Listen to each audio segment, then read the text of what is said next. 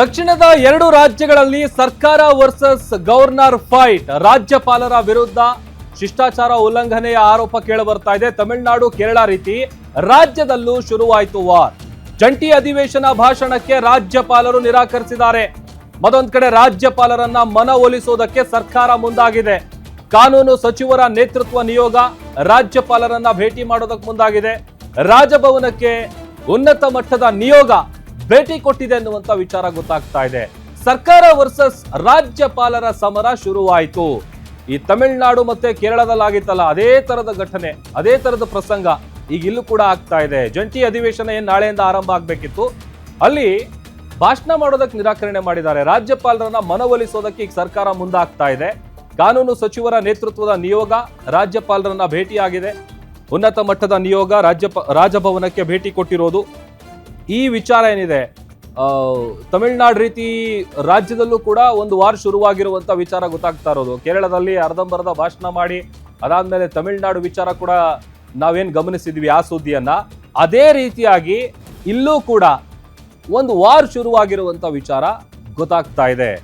ಈಗ ಸದ್ಯ ಸರ್ಕಾರ ರಾಜ್ಯಪಾಲರನ್ನ ಮನವೊಲಿಸೋದಕ್ಕೆ ಮುಂದಾಗಿದೆ. ತಮಿಳುನಾಡು ಕೇರಳ ಸರ್ಕಾರ ಏನು ರಾಜ್ಯಪಾಲರ ವಿರುದ್ಧ ಒಂದಷ್ಟು ಆರೋಪಗಳನ್ನ ಮಾಡಿತ್ತು. ವರ್ಷದ ಮೊದಲ ಅಧಿವೇಶನದಿಂದಲೇ ಈಗ ಜಟಾಪಟಿ ಆರಂಭ ಆಗ್ತಾ ಇದೆ. ಅಧಿವೇಶನದಲ್ಲಿ ಸದನವನ್ನ ಉದ್ದೇಶಿಸಿ ಭಾಷಣವನ್ನ ಮಾಡಿಲ್ಲ ಗವರ್ನರ್ ರವಿ ಅವರು. ಕೇರಳದಲ್ಲೂ ಕೂಡ ಭಾಷಣ ಮಾಡದೆ ಹೊರ ಹೋಗಿದ್ರು ರಾಜ್ಯಪಾಲ ರಾಜೇಂದ್ರ ಅರ್ಲೇಕರ್ ಅವರು. ಭಾಷಣದಲ್ಲಿ ಕೆಲ ಮಾರ್ಪಾಡು ಮಾಡಿ ಗವರ್ನರ್ ರವಿ ಅವರು ಓದಿದ್ರು. ರಾಜ್ಯಪಾಲ ರವಿ ಅವರ ನಡೆಯನ್ನ ಸ್ಟಾಲಿನ್ ಅವರು ಖಂಡಿಸಿದ್ರು. ಅದೇ ರೀತಿಯಾಗಿ ಇಲ್ಲೂ ಕೂಡ ಒಂದು ವಾರ್ ಶುರುವಾಗ್ತಾ ಇದೆ.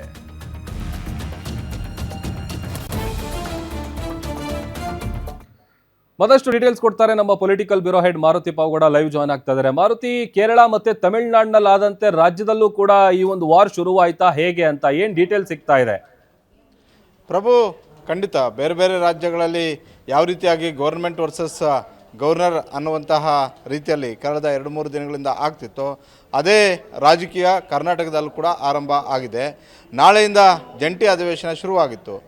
ಕಾಂಗ್ರೆಸ್ ಅವರು ಭಾಳಷ್ಟು ಆತಾತುರಕ್ಕೆ ಈ ಜಂಟಿ ಅಧಿವೇಶನವನ್ನು ಕರೆದಿದ್ದು, ಅದೇ ರೀತಿ BJP ಅವರ ಹತ್ರ ಯಾವ್ಯಾವ ಅಸ್ತ್ರಗಳಿದ್ವೋ ಕೇಂದ್ರ ಸರ್ಕಾರ ನಡೆಸ್ತಾ ಇರುವಂಥ BJP ಅವರ ಹತ್ರ ಅವರು ಕೂಡ ಆ ಅಸ್ತ್ರಗಳನ್ನು ಬಳಸೋದಕ್ಕೆ ಮುಂದಾಗಿದ್ದಾರೆ. ಯಾವಾಗ ನರೇಗಾ ಹೆಸರು ಬದಲಾವಣೆ ಮಾಡ್ತೋ ಇದನ್ನು ಇಡೀ ದೇಶಾದ್ಯಂತ ಸದ್ದು ಮಾಡಬೇಕು, ಸುದ್ದಿ ಮಾಡಬೇಕು ಅನ್ನುವಂಥ ಒಂದು ರೀತಿಯಲ್ಲಿ AICCಯಿಂದ ಸ್ಪಷ್ಟವಾದಂಥ ಒಂದು ಸಂದೇಶ ಎಲ್ಲೆಲ್ಲಿ ಕಾಂಗ್ರೆಸ್ ಅಧಿಕಾರದಲ್ಲಿದೆಯೋ, ಅದು ಆಂಧ್ರ ಪ್ರದೇಶ ಆಗಿರ್ಬೋದು, ತೆಲಂಗಾಣ ಆಗಿರ್ಬೋದು, ಹಲವು ರಾಜ್ಯಗಳಿಗೆ ಈ ಸಂದೇಶವನ್ನು ರವಾನೆ ಮಾಡಿತ್ತು. ಕೇವಲ ಇದಷ್ಟೇ ಅಲ್ಲ, ಇಂಡಿ ಒಕ್ಕೂಟದಲ್ಲಿರುವಂತಹ ಹಲವು ರಾಜ್ಯಗಳಲ್ಲಿ ಇದಕ್ಕೆ ವಿರೋಧವೂ ಕೂಡ ವ್ಯಕ್ತವಾಗಿತ್ತು. ಇದು ಈಗ ಕರ್ನಾಟಕದ ಬಗ್ಗೆ ನಾವು ಚರ್ಚೆ ಮಾಡ್ತಾ ಇದ್ವಿ. ಕರ್ನಾಟಕದಲ್ಲಿ ನಾಳೆಯಿಂದ ಜಂಟಿ ಅಧಿವೇಶನ ಆರಂಭ ಆಗಬೇಕಾಗಿದೆ. ಆದರೆ ಇವತ್ತು ಸಂಜೆ ಸರ್ಕಾರಕ್ಕೆ ಒಂದು ಎಚ್ಚರಿಕೆ ಸಂದೇಶವನ್ನು ರಾಜ್ಯಪಾಲರು ರವಾನೆ ಮಾಡಿದ್ದಾರೆ. ಬಹುತೇಕ ಇಷ್ಟೊತ್ತಿಗೆ ಜಂಟಿ ಅಧಿವೇಶನದ ಭಾಷಣದ ಪ್ರತಿ ರಾಜಭವನಕ್ಕೆ ಹೋಗಿರುತ್ತೆ. ಸಹಜವಾಗಿ ಕಾಂಗ್ರೆಸ್ನ ಯಾವ ವಿಚಾರವನ್ನು ಪ್ರಸ್ತಾಪ ಮಾಡಬೇಕಿತ್ತೋ ಆ ಭಾಷಣದಲ್ಲಿ ಆ ವಿಚಾರವನ್ನು ಪ್ರಸ್ತಾಪ ಮಾಡುವಂಥ ಒಂದು ಕೆಲಸವನ್ನು ಮಾಡಿರ್ತಾರೆ. ಅಂದರೆ ನರೇಗಾ ಹೆಸರು ಬದಲಾವಣೆ ಮಾಡಿದ್ದಕ್ಕೋಸ್ಕರವೇ ಈ ವಿಶೇಷ ಅಧಿವೇಶನವನ್ನು ಕರೆದಿದ್ದರಿಂದ ಇದಕ್ಕೆ ರಾಜ್ಯಪಾಲರು ತಕರಾರು ಎತ್ತಿರ್ಬೋದು. ಕೇರಳದಲ್ಲಿ, ತಮಿಳುನಾಡಲ್ಲಿ ಯಾವ ರೀತಿ ಆಗಿರುತ್ತೋ ಅದೇ ರೀತಿ ಇಲ್ಲೂ ಕೂಡ ಆಗಿರುವಂಥದ್ದು. ಹೀಗಾಗಿ ರಾಜ್ಯಪಾಲರು ಖಡಕ್ ಆದಂಥ ಒಂದು ಸಂದೇಶವನ್ನು ರಾಜ್ಯ ಸರ್ಕಾರಕ್ಕೆ ರವಾನೆ ಮಾಡಿದ್ದಾರೆ. ಸರ್ಕಾರದ ಮುಖ್ಯ ಕಾರ್ಯದರ್ಶಿಗಳು ಹಾಗೂ ಕಾನೂನು ಸಚಿವರಾದಂತಹ HK ಪಾಟೀಲ್ರ ಗಮನಕ್ಕೆ ತಂದಿದ್ದಾರೆ. ನಾನು ನಾಳೆ ಜಂಟಿ ಅಧಿವೇಶನವನ್ನು ಉದ್ದೇಶಿಸಿ ಭಾಷಣವನ್ನು ಮಾಡೋದಕ್ಕೆ ಆಗೋದಿಲ್ಲ ಅಂತ.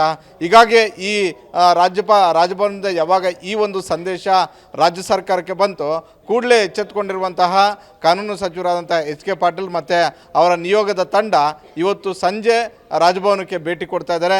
ರಾಜ್ಯಪಾಲರನ್ನು ಮನವೊಲಿಕೆ ಮಾಡ್ತಾರೆ. ಬಹುತೇಕ ಈ ಭಾಷಣದಲ್ಲಿ ಒಂದು ವೇಳೆ ನರೇಗಾ ವಿಚಾರ ಹೆಚ್ಚು ಹೈಲೈಟ್ ಆಗಿದ್ದೇ ಆದರೆ ಅದನ್ನೇ ಪ್ರಮುಖ ವಿಚಾರವಾಗಿ ರಾಜ್ಯ ಸರ್ಕಾರ ಮೆನ್ಷನ್ ಮಾಡಿದ್ದೇ ಆಗಿದ್ರೆ, ಜಿ ರಾಮ್ಜಿ ಅನ್ನುವಂಥ ಒಂದು ಹೆಸರನ್ನು ಹೆಚ್ಚು ಆ ಕಾಯ್ದೆ ಬಗ್ಗೆ ಹೆಚ್ಚು ಉಲ್ಲೇಖ ಮಾಡಿದ್ದೇ ಆದರೆ ಬಹುತೇಕ ಅದು ಬದಲಾವಣೆ ಮಾಡದೇ ಇದ್ದರೆ ನಾಳೆ ಜಂಟಿ ಅಧಿವೇಶನದಲ್ಲಿ ರಾಜ್ಯಪಾಲರು ಭಾಷಣ ಓದೋದು ಭಾಳಷ್ಟು ಡೌಟು. ಆದರೆ ಇಂಥ ಒಂದು ಸಂದಿಗ್ಧ ಪರಿಸ್ಥಿತಿಗಳು ಹಿಂದೆ ಕರ್ನಾಟಕದಲ್ಲಿ ಬಂದಿರಲಿಲ್ಲ.